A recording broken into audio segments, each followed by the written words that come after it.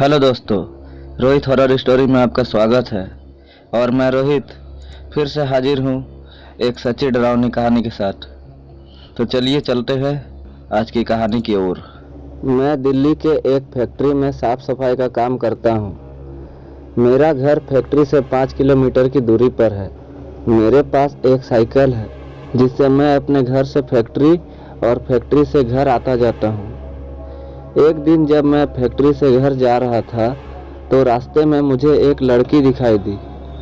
वह मुझे घूर घूर के देख रही थी। मैं उसे टालते हुए अपने घर की ओर निकल पड़ा। दूसरे दिन फिर वही लड़की मुझे उसी जगह पर दिखाई दी और वह मुझे घूर घूर कर देख रही थी। फिर भी मैं उसकी तरफ पलट के नहीं देखा और अपने घर की ओर निकल पड़ा।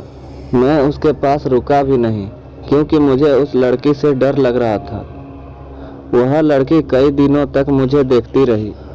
एक दिन वह लड़की वहां पर नहीं दिखाई दी तो मैं सोच में पड़ गया, ऐसा क्या हुआ होगा जो वह लड़की आज नहीं आई।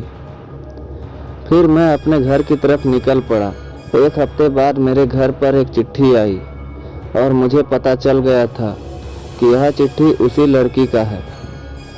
उसमें उसका नाम प्रीति लिखा हुआ था और उसमें एक फोटो भी निकली जो कि उसी लड़की की थी। मैं चौंक गया कि उसे मेरा घर का पता कैसे चला। उस चिट्ठी में लिखा हुआ था कि कल जब फैक्ट्री से निकलो तो जहां पर मैं खड़ी रहती हूं वहां मेरा इंतजार करना। तो उसके दूसरे दिन मैं वहां पहुंच गया तो वहां पर वह लड़की नहीं खड़ी थी। मैंने काफ़ी इंतजार किया।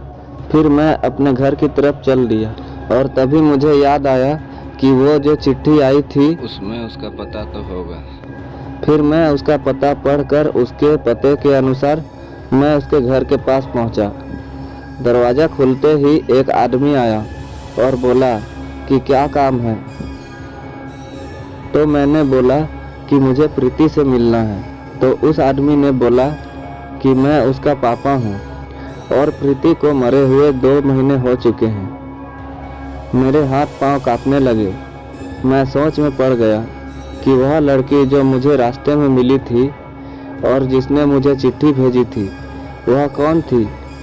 मुझे लगा कि वह उसकी आत्मा होगी। तभी प्रीति के पापा ने मुझे दिखाया कि देख लो, उसकी तस्वीर पर माला पड़ा हुआ है। तभी मैं भागकर अपने घर पहुंचा। फिर मैंने उस चिट्ठी को जला दिया और उस दिन के बाद मैंने कभी भी अनजान लोगों से मिलना और बात करना बंद कर दिया। तो दोस्तों, ये थी आज की कहानी। अगर कहानी अच्छी लगी हो तो वीडियो को एक लाइक कीजिए, अपने दोस्तों के साथ शेयर कीजिए और इसी तरह की और नई नई डरावनी कहानियाँ सुनने के लिए हमारे चैनल को सब्सक्राइब करके बेल आइकन को ऑल पर कर लीजिए। तो चलिए मिलते हैं आपसे किसी और नई कहानी के साथ। तब तक के लिए अपना ख्याल रखिएगा। Bye and take care.